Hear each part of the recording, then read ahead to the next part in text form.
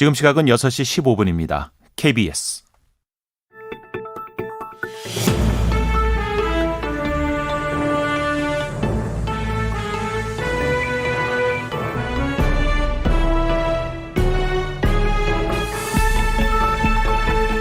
오늘 아침 일라디오. 봄마다 꽃나무는 화려한 꽃을 피워냅니다. 하지만 꽃나무에게 봄은 그렇게 만만한 계절이 아니죠. 추운 겨울을 지나서 드디어 꽃망울을 터뜨리려는 순간 예기치 못했던 늦추위에 기지개 한번 펴보지도 못한 채 꺾이고 져버리기도 합니다. 하지만 꽃이 진다고 우리가 그 꽃을 잊는 건 아니죠. 오히려 더 생생한 모습으로 기억할 수 있을 텐데요. 찬란한 꽃들을 피워냈던 봄, 그리고 그 봄날의 꽃들을 우리는 늘 기억해야 합니다. 잊지 않아야 다시 봄이 오고 꽃이 피어날 테니까요. 4월 16일 오늘 아침 일라디오 시작하겠습니다. 안녕하세요. 저는 아나운서 이선영입니다.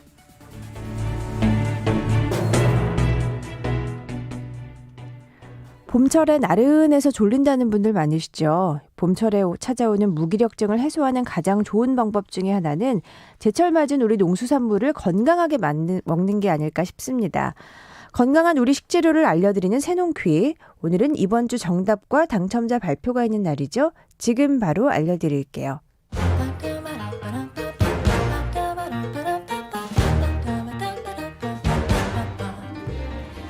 오늘 아침 일라디오가 선정한 이번 주 우리 농수산물에 대해 알아보는 세상의 모든 농수산물 퀴즈 새농퀴. 정답과 함께 선물 받으실 분들 알려드립니다.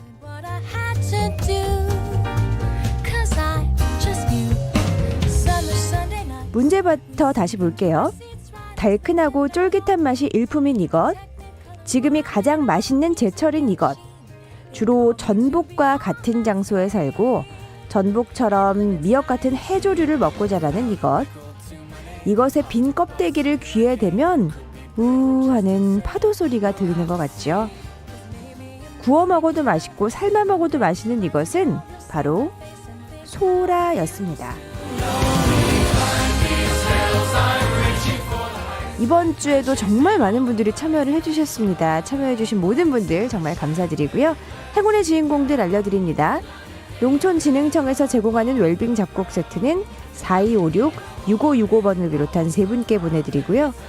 경기 농촌 융복합산업 인증제품인 사과즙 세트는 3403-9289-4573번을 비롯한 7분께, 4897번을 비롯한 세 분께는 모바일 치킨 교환권 드리고요. 마지막으로 5063-2641번을 비롯한 17분께는 모바일 커피 쿠폰을 보내드리겠습니다. 행운의 주인공들 모두 축하드려요. 제주를 비롯한 남해안에서 잡아올린 소라들이 예전에는 물에서 건져 올리기 무섭게 팔려나갔다고 하죠. 그런데 최근에는 코로나19의 영향으로 소비가 크게 줄었습니다. 제철 식재료 언제나 옳다는 거 다들 아시죠? 지금 이 소라가 가장 맛있는 계절이니까요. 맛있는 우리 소라 많이 드셨으면 좋겠네요. 당첨되신 분들의 번호는 오늘 아침 일라디오 홈페이지 공지사항 게시판에 올려놓겠습니다. 당첨되신 분들께는 저희가 개별적으로 또 연락드리고 있으니까 기다려주세요.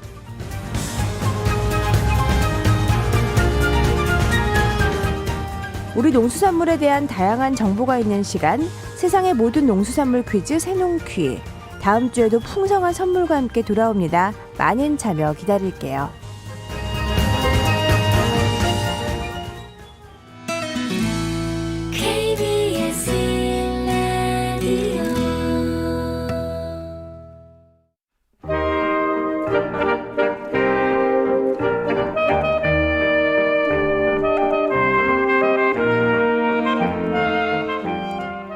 김우남 한국마사회장이 지인을 특별 채용할 것을 지시하고 또 이를 거부한 직원에게 폭언을 한 사실이 알려져 논란이 되고 있습니다. 청와대는 어제 감찰에 착수했는데요. 한국마사회의 문제는 이뿐만이 아닙니다. 지난달 감사원의 감사 결과에 따르면 고객 만족도 조사를 조작한 사실도 드러났고요. 또 한국마사회 소속 기수와 마필 관리사에 잇따른 죽음에도 뚜렷한 대책이 나오지 않는 상황입니다.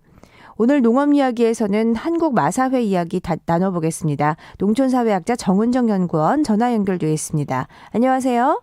네, 안녕하세요. 네, 지금 기사로 계속 보게 되는데요. 김우남 한국마사회 회장이 측근을 특혜 채용하려는 시도를 하고 또 이것을 반대한 인사 담당자에게 폭언을 한 사실이 드러나면서 공분을 사고 있죠. 네, 지난 2월에 취임을 했습니다. 김우남 회장은 자신의 측근 인사를 비서실장에 채용하라 인사 담당자에게 지시를 했는데요. 사내 인사 규정에도 맞지 않고 그리고 또 국민권익위에서 채용 비리 발생이 우려된다며 해당 조항의 개선을 권고한 상황을 들어서 반대 의견을 개진을 했습니다.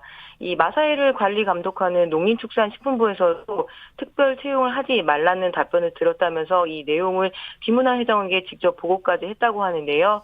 그러자 김우남 회장은 좀 입에 담지도 못할 욕설을 이렇게 직원에게 하고 또 김우남 회장이 결국엔 자신의 측근을 월급 약 700만 원을 받을 수 있는 비상인 자문위원회 위촉을 하게 됩니다. 안 그래도 문제가 많은 조직인 마사회에 이런 일이 또 발생을 해서 지금 굉장히 많은 비난을 받고 있는 상황인데요. 이에 청와대가 김 회장에 대한 감찰에 착수를 했고 김 회장은 부적절한 언행에 대해서 사죄한다며 감찰에 성실히 임하겠다고 밝힌 상황입니다. 어떻게 해결될지 지켜봐야 할 것 같습니다. 네. 김 회장 같은 경우에는 한때 마사회를 피감기관으로 하는 국회 농해수위 위원장을 지내기도 했는데요. 근데 본인도 지난 2월에 신임 회장으로 임명될 당시에 그 정치인 출신 공공기관장으로 돼서 이제 마사회 내부 반발과 또 낙하산 인사다 이런 비판이 있었죠. 네, 제37대 마사 회장으로 지난 2월 26일 날 이렇게 임명이 됐는데요. 김우남 마사회 회장은 임기에 3년입니다. 김우남 회장은 그 제주시 을을 지역구로 하는 제17, 18, 19대 국회의원을 지낸 삼선 의원 출신이고요. 국회 농해수위 위원장까지 지냈습니다. 마사회가 그동안 많은 사건, 사고, 부정비리에 휘말려 있고 무엇보다 기수와 조교사들 그리고 마필 관리사들의 연이은 사망 사건까지 있었던 조직이어서 쇄신을 해도 모자라는데 이런 인사가 이루어지지 않고 정작 이번에 또 내려온 인사가 정치인 출신의 일종의 보온성 인사 같은 그런 성격이 좀 있었거든요. 네. 이런 낙하산 인사여서 특히 마사회 내부의 비판이 많았습니다. 네. 여튼 청와대가 감찰에 착수를 했고 또 김 회장도 이 감찰에 성실히 임하겠다고 밝힌 상황이니까 어떻게 해결될지 좀 끝까지 지켜봐야 될 것 같습니다. 한편 지난달 감사원이 한국마사회 감사 결과를 발표를 했죠. 공공기관 이용 고객을 대상으로 하는 고객 만족도 조사가 있었는데 이 조작을 했다는 사실이 드러났네요.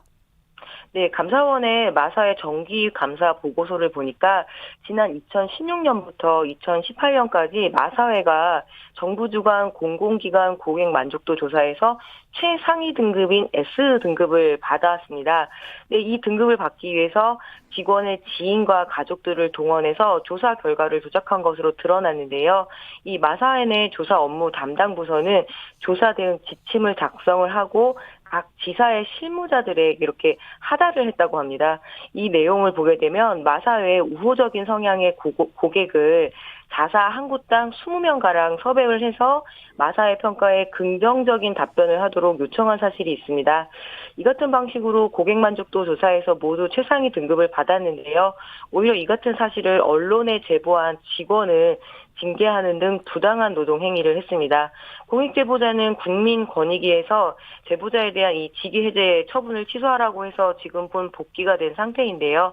이렇게 그 고객 만족도 평가를 잘 받으면은 성과급이 내려옵니다. 그게 무려 100억에 이르렀고요.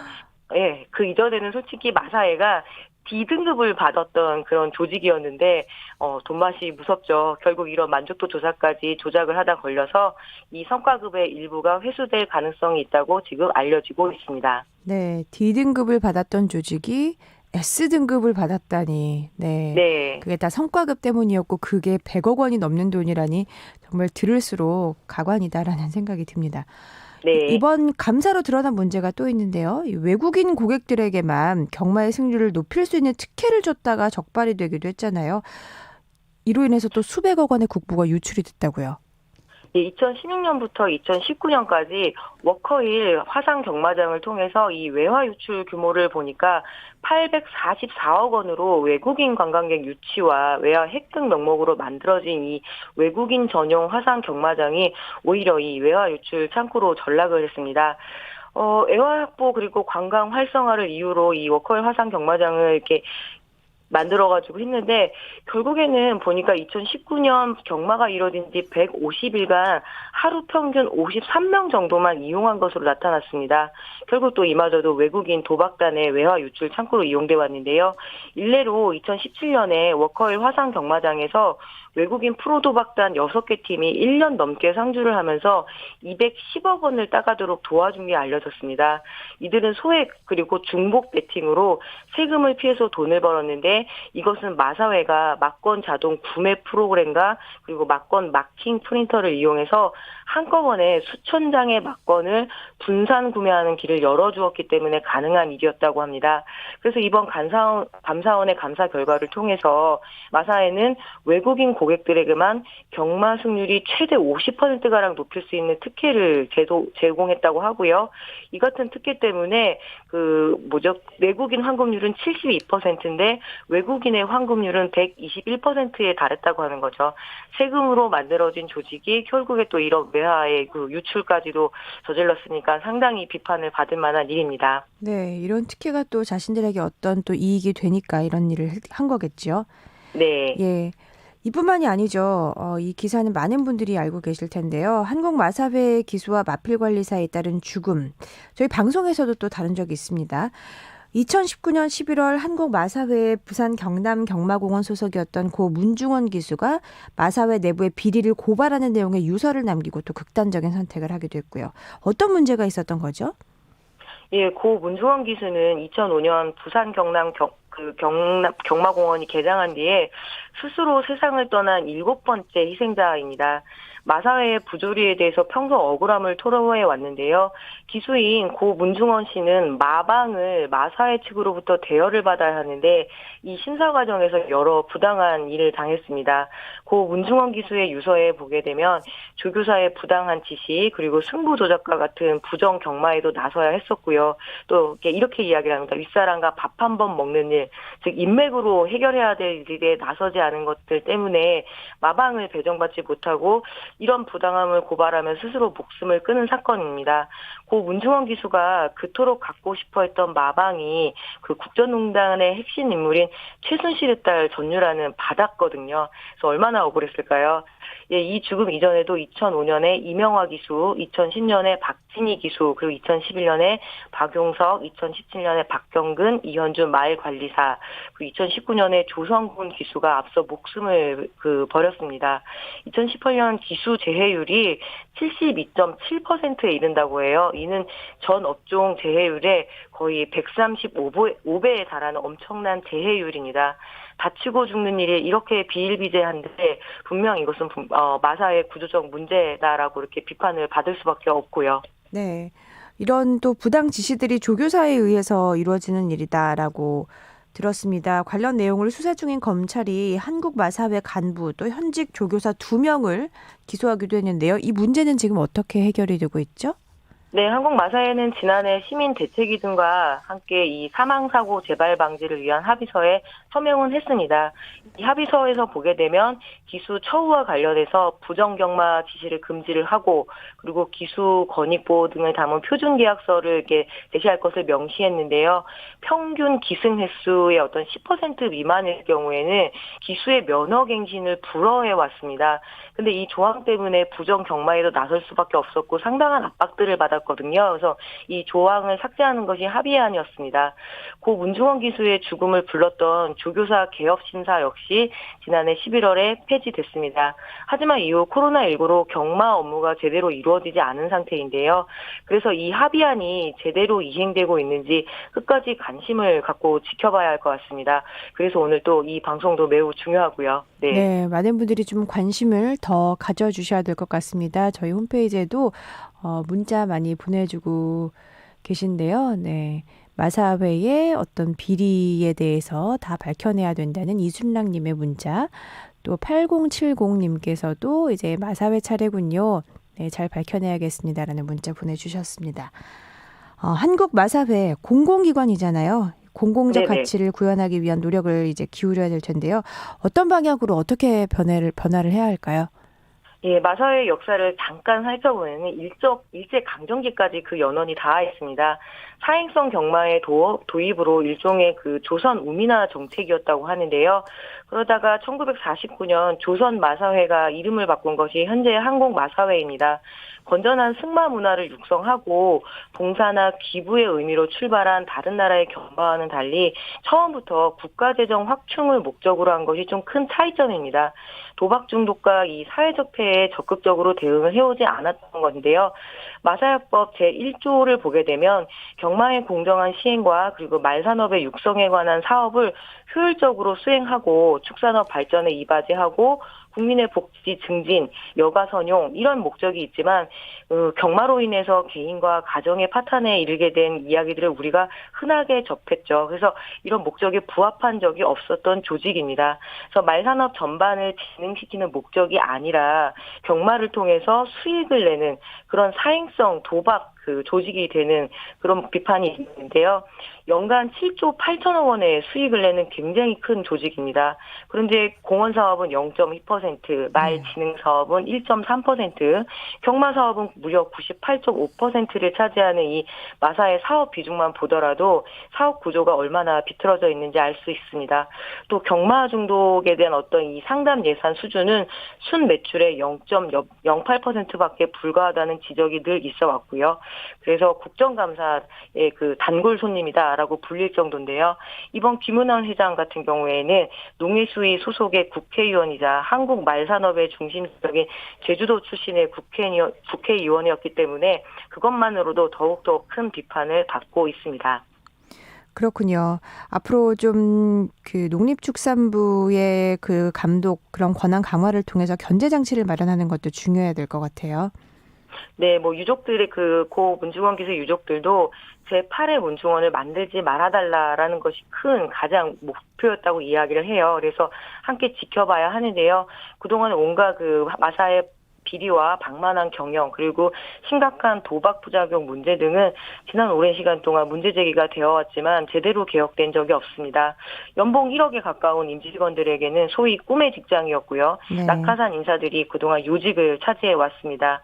무엇보다 이 한국 마사회의 독점 구조를 바꾸는 방향과 감시와 견제 체계를 제대로 갖춰야 되는데 내부의 힘만으로는 역부족입니다. 그래서 외부의 어떤 독립적인 기관을 통해서 마사회를 감사하고 그리고 또 무엇보다 임명권자인 청와대가 나서야 한다 이런 이야기를 하고 있습니다. 네네. 이런 마사회의 권한을 무소불위의 권한을 분산시키도록 국회가 또 힘을 쏟아야 되는데 이렇게 또 국회의원들이 그 회장으로 내려오는 이런 관행들이 깨지지 않는다라면 과연 가능할까 싶습니다. 그래서 오늘 방송을 통해서 시민들이 마사회 문제에 큰 관심을 좀 가졌으면 좋겠습니다. 네, 8047님께서도 마사회의 뿌리 깊은 문제가 뭐 이런 기수들의 극단적인 선택을 계속하게 한 것 같습니다. 이런 병폐가 빨리 없어지도록 해주세요. 많은 분들이 앞으로 또 오늘 방송을 통해서 관심 가져주시길 바랍니다. 우리 농업을 업시키고 농촌과 농민의 삶을 업시키는 농업 이야기 정은정 연구원과 함께했습니다. 고맙습니다. 네, 고맙습니다.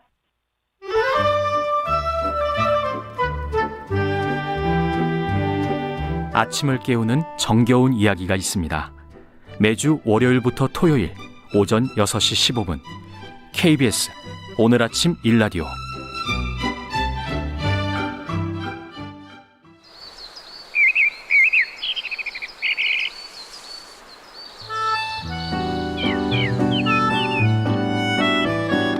숲으로 가는 길.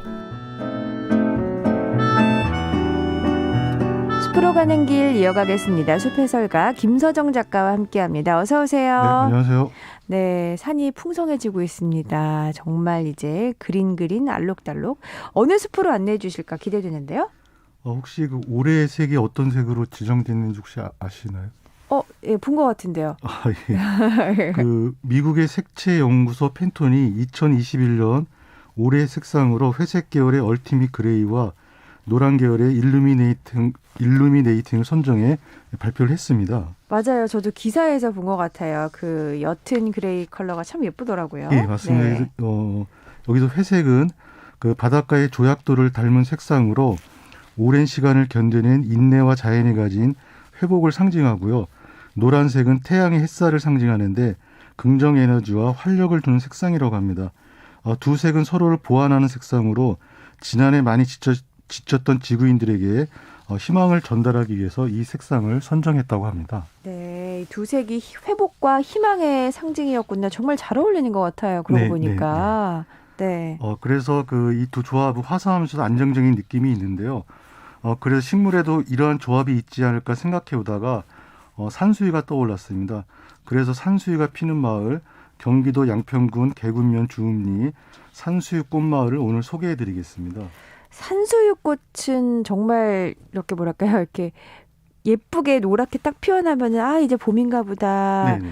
다른 꽃들도 피겠구나 싶거든요. 네. 네. 근데 회색은 어디 있어요? 네, 산수유 나무 줄기에서 찾을 수 있습니다. 껍질 쪽에. 네, 맞습니다. 그래서 이 산수유 나뭇가지가 연한 회갈색인데요. 마치 관리하지 않은 시골의 오래된 시멘트 담벼락처럼 좀 지저분해 보이기도 하는데요. 이렇게 보이는 것은 나무 껍질이 불규칙하게 조각조각 갈라지기 때문입니다.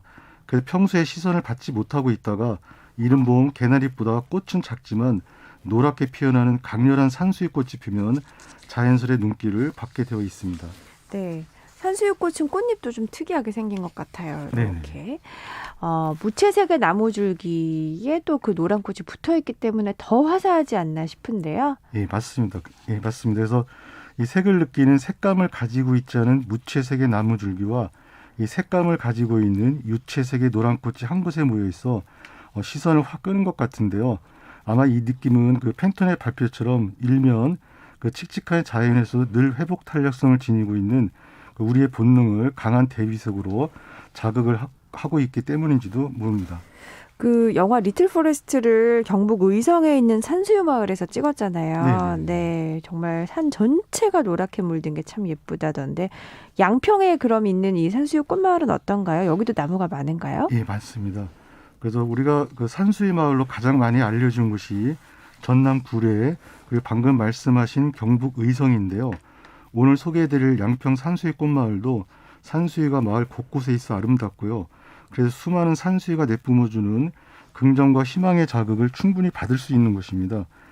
이 산수유는 중국 원산으로 우리나라에는 신라시대 경문왕 때 중국 산동에서 들어온 것으로 추정을 하고 있는데요.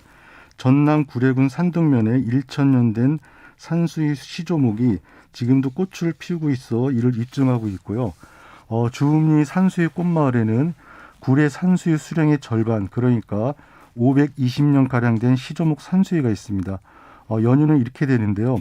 1450년 세종대왕이 승하하신 뒤 여주의 영릉을 조성하는데 거기서 물이 나왔답니다. 네. 그러자 어떤 분이 주읍리 뒷산인 추읍산을 가리키면서 저 산 정상 바로 오른쪽 아래를 파면 우물이 나오고 묘토의 수맥이 그리로 빠져서 물이 안 나올 것 이렇게 말을 했답니다. 그분의 말들 하니까 실제로 영릉터에 물이 말라서 왕릉을 조성할 수 있었고요. 이를 알게 된 세조가 1466년 야경으로 쓰이던 귀한 산수유 몇 그루를 마을에 하사했고 그때부터 나무들이 퍼지면서 산수유 마을이 생겨났다고 전해집니다. 네, 600년 이상 된 마을이군요. 네. 산수유 꽃마을. 그 말씀하셨지만 한의학에서는 그 산수유 열매를 또 약으로 쓰잖아요. 그렇죠? 예, 아주 귀하게 쓰이고 있습니다. 그래서 1980년대까지만 하더라도 산수유는 고소득 작목이었습니다. 이는 산수유 열매가 고급 한약재로 팔렸기 때문인데요. 그래서 대학나무라고도 불렸고요. 하지만 90년대 들어서면서 중국산이 대거 수입되면서 가격 차이가 너무 커서 이제 그 산수유 마을 아래를 가서 보면은 열매가 땅에 떨어진 채로 시들어가는 걸 볼 수가 있었습니다. 네, 한때는 자식을 대학까지 보내게 했던 그런 나무였는데 그 귀한 열매가 이제 떨어져 있는 걸 보면 마을 농민들이 좀 마음이 안 좋으셨겠어요. 예, 아마 마을 분들도 많이 안타까워하실 것 같습니다. 이 산수유에 대해서 조금만 더 설명을 드리자면은 층층나무가 낙엽 소교목으로 높이 4에서 8m까지 자라는데요. 학명이 코르누스 오피시나리스입니다. 그래서 속명 코르누스는 뿔을 뜻하고요. 이는 재질이 뿔처럼 단단하다는 의미고요. 종소명 오피시나리스는 약효가 있다라는 의미를 가지고 있습니다. 그래서 열매는 5월에 초록색으로 시작해 9월에 노란색, 그리고 가을에 붉은색으로 익는 이 열매가 약재로 쓰이고 있습니다. 네, 저희가 지금 유튜브 화면을 통해서 산수유 사진을 여러분께 보여드리고 있습니다. 보통은 이 꽃이 지고 열매가 열리잖아요. 근데 산수유는 꽃과 열매가 같이 있네요. 네, 그렇습니다. 그래서 이 산수유 열매는 대략 60일 정도 매달려 있기 때문에 겨울에서 봄까지 우리가 볼 수가 있고요. 이른 봄 열매는 가을에 강택이 있던 열매와 달리 쭈글쭈글해서 큰 관심을 못 끌지만 그래도 한때 시골 살림을 윤택하게 했던 나무로 기억하면 좋을 것 같습니다. 그렇군요. 산수유 나무가 꽃을 뭐 3번 피운다 이런 얘기가 있던데 진짜 그런가요? 예, 잠깐 설명을 드리면은 네. 우리가 보통 산수유는 꽃을 3번 피운다 이렇게 말씀들을 많이 하시는데요. 그 첫 번째는 이른 봄 꽃눈이 벌어지면서 이를 감싸고 있던 4개의 포 위로 20에서 30개의 둥근 꽃봉오리들이 모습을 드러냅니다. 이게 마치 꽃이 피는 것 같고요. 네. 두 번째는 꽃봉오리들이 각자 하나의 꽃자루를 올리면서 꽃받침 없이 만들어진 4개의 꽃잎이 뒤로 젖혀지는데 그 안에 4개의 수술과 한 개의 암술이 있습니다. 그래서 그 안을 보면 마치 꽃 안에 꽃이 피어 있는 것 같고요. 그래서 그 모습이 왕관 같다고 하시는 분들도 많이 계시고요. 마지막으로 세 번째는 긴 자루에 달린 길이 1.5에서 2cm의 타원형 빨간 열매가 마치 꽃을 피우는 모습 같다. 그래서 꽃이 3번 핀다. 이렇게 표현들을 많이 하십니다. 실제로 꽃이 3번 피었다 지는 게 아니라 이제 꽃 피고 열매까지 그 과정이 그렇게 보이는 거군요. 네. 저는 왕관 같다는 표현이 딱 적당한 것 같아요. 제가 아까 이렇게 탁 올라오는 게 뭐 이렇게 폭죽이 터지는 느낌이지 뭐라고 표현해야 했는데 그게 왕관 모양이었군요. 그렇습니다. 이 마을에 산수유 말고 또 노란 꽃이 또 있다 그러던데요. 예. 이 마을 입구에 서면은 몇 년 전 생태 복원한 개울이 있습니다. 그 개울가에 산수유가 쭉 심어져 있었고요.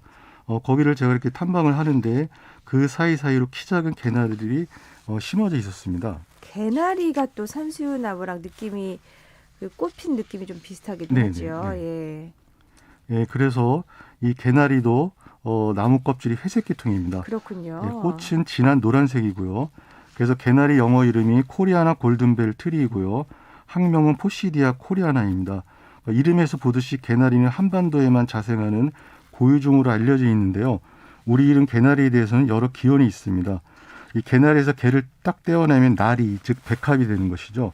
그래서 개나리꽃이 나리꽃과 닮기는 했는데 크기가 좀 작고 볼품이 없어 좀 못하다는 뜻의 개가 접두어로부터 개나리가 되었다는 이야기도 있고요. 제가 개울가를 말씀드렸지만은 개를 물가로 부는 입장도 있고요. 그다음에 개나리 열매 한양명이 연교인데요. 동의보감 한글본에서 연교를 어리나무 여름이라고 했습니다. 여기서 여름은 열매를 말하는 것이죠. 여러 가지 어원과 상관없이 오랫동안 우리 곁에서 생울타리로 널리 심어져 있던 이 개나리, 그래서 봄을 가장 뚜렷하게 알린 나무가 개나리가 아닌가 싶습니다. 그렇군요.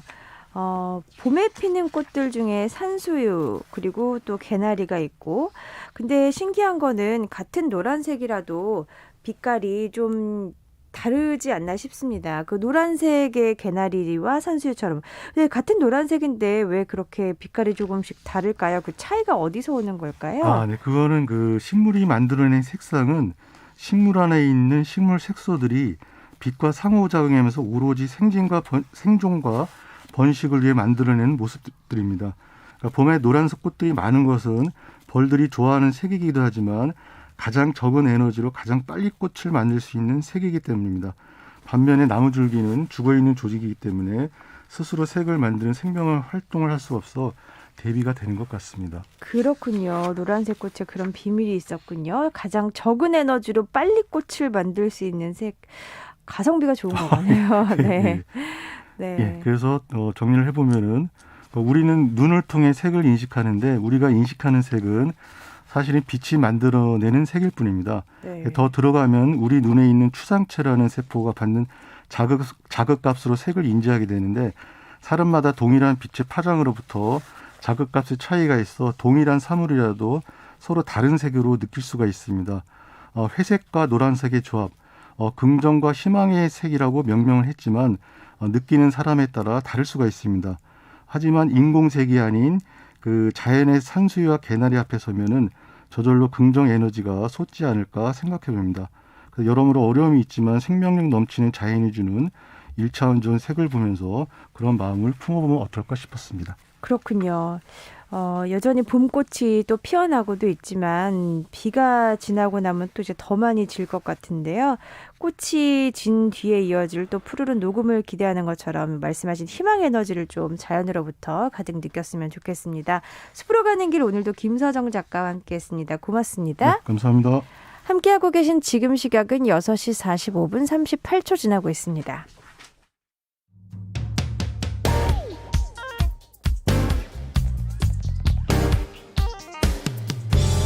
오늘 아침 뉴스 브리핑. 뉴스 브리핑 오늘은 뉴스톱의 김준일 기자 연결합니다. 안녕하세요. 예, 안녕하세요. 네. 오늘이 세월호 참사 7주기입니다. 곳곳에서 추모 행사가 예정이 되어 있는데요. 정부가 세월호 선체를 영구 보존하기로 결정을 했죠. 예, 오늘 참사 7주기를 맞아서 전국에서 이제 추모 행사가 열리는데, 이제 뭐 안산시를 비롯해서 서울시, 뭐 목포시, 제주도 이런 곳에서 열립니다. 특히 이제 경기도 안산시에서 열리는 세월호 참사 7주기 기억식에는 국민의힘 지도부가 5년 만에 참석을 해서 희생자들을 추모할 예정인데, 국민의힘 전신인 새누리당 지도부가 2016년에 2주기 때 참석을 하고 안 했거든요. 그래서 어찌됐든 이제 뭐 국민의힘에 태도 변화가 있는 것이 아니냐 이런 얘기도 나오고 있고요. 그리고 세월호 선체는 영구 보존을 하기로 정부가 결정을 했습니다. 그래서 목포 신항에서 1.3km 떨어진 곳에서 그 목포시 고화도 신항만 배후 부지에 이거를 옮겨가지고 여기에다가 복합 시설을 건립한다는 계획인데, 이름은 가칭 생명기억관으로 지금 붙은 상태입니다. 네. 네, 그리고 그 진상규명에 대한 목소리도 커지고 있는데, 어제 세월호 참사 유가족들이 검찰에 세월호 참사 특별수사단 수사 결과를 받아들일 수 없다며 재한국장을 제출을 했는데요. 지난 1월에 검찰이 특별수사단이 이제 기소를 했는데 일부 기소가 안 된 부분이 있었거든요. 임경빈 군 구조 지연 의혹, 아니면 세월호 수사 외압 의혹 이런 것에 대해서 증거 부족으로 무혐의 처리를 했는데, 이거에 대해서 반발을 해서 항고장을 냈는데 이게 지난 2월에 기각이 됐는데 이거 다시 한 겁니다. 그래서 어찌됐든 세월호 유족들 같은 경우에는 지금 수사에 대해서 불만이 상당히 많다, 이렇게 볼 수가 있겠습니다. 그렇군요. 네. 코로나19 소식 알아보겠습니다. 확진자 수를 보면 굉장히 걱정스러운 상황이죠. 예, 어제 0시 기준으로 코로나19 확진자가 698명, 거의 700명이죠. 그래서 그 전날에는 731명이어서 조금 숫자가 줄기는 했는데, 지금 최근 일주일간에 보면은 500명대가 2번, 600명대가 4번, 700명대가 1번. 그래서 상당히 많다라고 보면 될 것 같고요. 원래 지금 2.5단계로 들어가도 이상하지 않습니다. 왜냐하면 전국에서 400에서 500명이면 2.5단계로 들어가야 되거든요. 지금 현재 수도권이 2단계이기 때문에 격상을 할 수도 있지만은 지금 방역당국이 뭐 경제, 어떤 뭐 민생의 고통 이런 거를 고려해서 지금 핀셋 방역을 하고 있는데, 이게 지금 언제 격상될지 알 수 없는 지금 그런 상황이고요. 어제 이제 국회에서 처음으로 국회의원이 확진자가 나왔는데 이계호 더불어민주당 의원이거든요. 네. 근데 이제 이분이 농림축산식품해양수산위원회 위원장이에요. 그래서 어제 이 위원회가 아예 열리지가 않았습니다. 그리고 지금 뭐 주요 민주당 당직자들이 다 자가격리에 들어가는 등 지금 비상인 상황입니다. 그렇군요. 지금 처리해야 될 안건이 많을 텐데 걱정입니다. 백신 얘기해 보겠습니다. 혈전 논란이 있는 얀센 그리고 아스트라제네카 백신 구매 계획 어떻게 되는 거죠 지금? 일단 어제 이제 방역 당국이 그 얀센과 아스트라제네카 백신의 구매 계획은 변동이 없다라고 밝힌 상태예요. 지금 그 얀센 같은 경우에는 전 세계에서 미국하고 남아공만 맡고 있기 때문에 지금 미국에서 이게 이제 발표가 된 거거든요. 미국에서 지금 이 어떤 원인 조사 같은 거를 좀 하고 있고, 그리고 CDC하고 FDA가 좀 검토를 하고 있어요. 그래서 이거가 이제 발견이 된 게 혈액응고, 혈전이 한 700만 명 중에 1명 정도? 이 정도가 이제 나온 거예요. 그래서 이거를 이제 어떻게 해석을 해야 되느냐, 이런 상황이 나온 거는 맞는데, 그런 걸 두고 이제 좀 미국 발표가 있을 때까지 일단은 우리나라는 기다리겠다 이렇게 보시면 될 것 같고요. 그리고 이제 추가 구매와 관련해서도 지금 뭐 여러 얘기가 나오고 있습니다. 그래서 한국은 지금 아스트라제네카, 화이자, 모더나, 얀센, 노바백스 이 5가지 백신을 도입을 한 상태인데 러시아의 스푸트니크 V 백신이라는 게 있는데 이것도 지금 쓸 수 있는지 사용 허가를 좀 보면서 정부가 검토를 하겠다라는 거고 그리고 지금 뭐 다 국내에서는 또 제약사 한 곳이 코로나19 백신을 대량으로 생산한다고 어제 또 추가로 밝혔는데 어떤 백신이고 어떤 제약사인지에 대해서는 밝히지 않았지만 어쨌든 국내에서 제조를 한다라면은 이게 국내가 확보하기가 좀 더 용이해지겠죠. 그래서 그런 노력들을 하고 있습니다. 네. 그런데 이런 가운데 경기도가 독자적으로 코로나 백신 도입, 접종을 검토하고 있다. 이런 소식이 들렸어요. 예, 어제 이재명 경기지사가 경기도의회 임시의회에서 백신, 그러니까 지금 정부가 확보하고 있는 것 외에 경기도에서 독자적으로 백신을 확보해서 접종을 할 수 있는지를 검토를 하고 있다라는 거예요. 그래서 아직 부서 차원에서 검토를 하는 거라서 이게 뭐 추진되거나 그런 건 아닙니다. 근데 이제 이게 어찌됐든 이제 좀 백신 수급 불안 문제가 발생을 하다 보니 전체적으로 경기도가 독자적으로 움직이는 거 아니냐. 그리고 정치적인 해석까지 나오는 거예요. 이제 친문이 아니니까 어찌됐든 문재인 대통령하고 어느 정도 선을 그으면서 대권 행보를 하는 거 아니냐 이런 얘기까지 나오고 있고 야권에서는 어찌됐든 이거가 이제 정부의 백신 수급의 실패다 이런 식으로 이제 공격을 좀 하고 있는 지적을 하고 있는 상황이고 레임덕이 온 것이다 뭐 이런 주장까지 나오고 있어서 어찌됐든 백신을 둘러싸고 논쟁이 한층 가열되고 있는 상황입니다. 네. 다들 관심이 많으니까요. 경기도의 백신 독자 도입 움직임에 이어서 서울과 부산도 독자적 기준을 좀 갖고 방역에 나선다고 밝혔어요. 예, 어제 부산시가 이제 박형준 부산시장이 비상경제대책회의를 열었어요. 그런데 지금 부산 같은 경우에도 격상이 된 상태거든요. 그래서 2.2단계로 이제 격상이 된 상태인데 5인 이상 모임을 점심시간에 한해서 한시적으로 허용하는 방역 수칙 완화를 검토하겠다고 했습니다. 그래서 어제는 이제 경제 모임이었기 때문에 그래서 경제적으로 어려움을 호소하는 단체들, 특히 소상공인 단체 이런 곳들도 와가지고 그런 것들을 이제 건의를 한 거죠. 근데 이제 방역 당국 같은 경우에는 좀 약간 당혹해 이제 하는 거죠. 질병관리청이나 이런 곳에서는. 왜냐하면은 어디에서 5인 이상을 풀어버리면은 모임 이걸 금지를 풀어버리면은 다른 곳에서도 풀겠다 이렇게 나오면 이걸 어떻게 할 것이냐. 또 원론적으로는 합의를 해야 된다. 방역 당국하고 이렇게 좀 얘기를 한 상태고요. 서울시 같은 경우에도 자가 검사 키트를 도입을 하겠다라는 건데 이거를 원래 노래방에 처음에 도입을 하겠다 이렇게 나왔는데 이게 이제 정확성이 높지가 않습니다. 그래서 양성인데 확진이 된 상태인데 음성으로 나올 경우에 어떻게 하느냐 이런 거 우려들이 커지니까 이제 학교에서 시범 적용을 한번 해보겠다라는 거예요. 그래서 이거 같은 경우는 반복적으로 테스트를 할 경우에는 어느 정도 효과가 있는데 한 번 하는 거는 좀 우려가 있다라고 하니 그러면 학교에서 한번 해보겠다라는 거예요. 그래서 이제 이 부분도 이제 앞으로 조금 어떻게 될지 논란이 될지 여부도 좀 지켜봐야 될 것 같습니다. 네. 쌍용차가 10년여 만에 다시 법정 관리에 들어가서 회생 절차를 받게 됐군요. 예, 참 안타깝죠. 예, 어제 서울 회생법원이 쌍용차에 대한 법정 관리를 이제 개시를 했는데요. 6월 10일까지 회계법인이 이제 실사조사를 해가지고 보고서를 제출해야 되는 거고요. 쌍용차 같은 경우에는 지금 인수를 협상하는 곳이 있기 때문에 M&A를 추진하겠다 이렇게 밝힌 상황이에요. 그래서 이제 인도의 마인드라사라는 곳이 대주주인데 지난해 6월에 적자가 너무 커져서 안 되겠다 그러고 쌍용차 지배권을 포기를 했어요.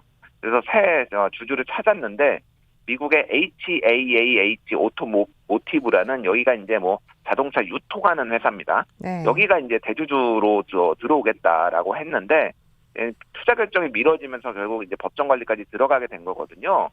근데 이제 2010년에도 중국의 상하이 자동차가 이제 기술 유출 논란이 있었는데 철수를 하고 그러면서 법정 관리에 들어가가지고 굉장히 그러니까 그때 어려웠거든요. 쌍용차가 어려움을 겪었는데 이번에도 그런 어려움이 재현되는 거 아니냐 이런 우려들이 많이 나오고 있습니다. 네.